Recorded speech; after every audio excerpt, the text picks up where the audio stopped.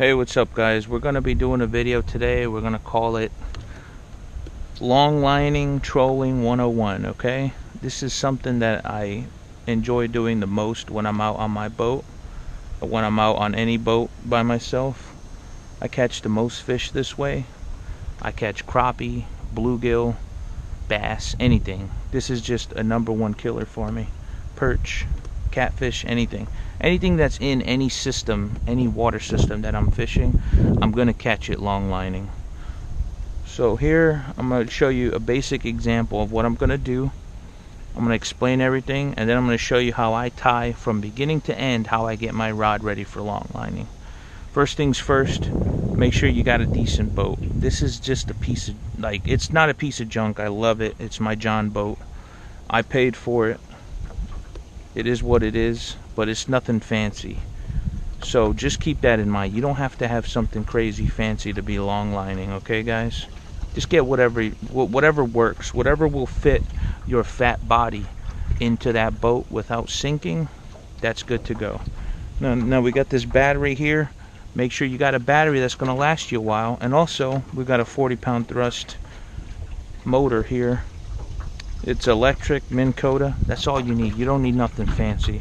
This was like $140. You don't need nothing crazy. You don't need nothing fancy, okay?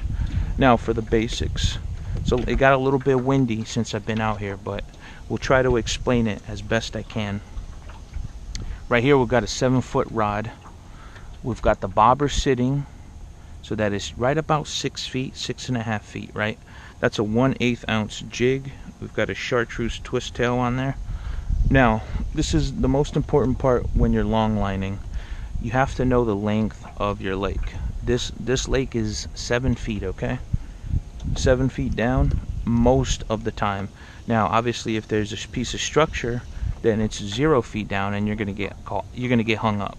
You gotta know your lake. You gotta know where your structure is, because the placement of this jig is paramount to you catching those fish. They might be in the middle water column, they might be in the bottom, they might be at the top. Wherever they are, you have to know. And also the different types of fish are going to be in different areas at different parts of the day, different seasons of the year. So here we are. We're going to be doing a 1. We know that I'm 6 feet down. So this is about where the jig's going to be sitting. It's going to be going straight down about 6 feet. If I wanted to fish the bottom, I'm going to put my bobber at about 6.5, 6.25, 6 feet. I know that the bottom is about 7 feet. So I'm going to be putting this down, and I'm going to be trolling at about a 1. Slowly. Now if I wanted to go fast, I would have to raise that bobber to about 8, 9 feet. You want to add a foot for every single number on here. So if I want to go 2 or 3, I want to be sitting at about 8 or 9 feet minimum, because then I'm going to be going a lot faster. We'll go with 3 and I'll show you. So we're going to be going a lot faster, and now you can see that bend, you can see that angle. That angle has turned. The jig's going a lot faster, got a lot more wiggle in it, but it's no longer sitting at 6 feet. It's more 4.5, 5 feet. So it cut off about 1.5 feet from where that bobber is. Now, if I was to raise that bobber 2 feet, I'd be at about 9 feet, but I'd also be keeping my jig right at about 6.5, right in their face. They're sitting at 7 feet. They're at the bottom because it's hot, so it's sitting right in front of their faces. That's exactly what you want. But it all depends. It just depends on how they're biting. So you got to know your lake. You got to know the length. As long as you know those 2 things, we've already been over that. Now it's a matter of targeting the different water columns. Are you going for the middle? Are you going for the top? Are you going for the bottom? Those are the 3 you want to go for. You don't want to play around with anything else.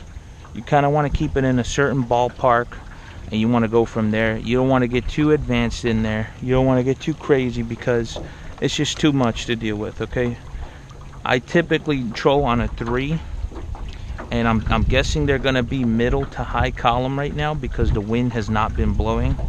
And I'm going to change it up later in the day, but for right now, we're going to start at that, that middle range. So here we are. I'm sitting at about 4 feet on this rod. This is the chartreuse rod, and we're gonna take it. We're gonna go and just troll around this lake until we find some fish, and I'll see you guys when I catch a couple fish.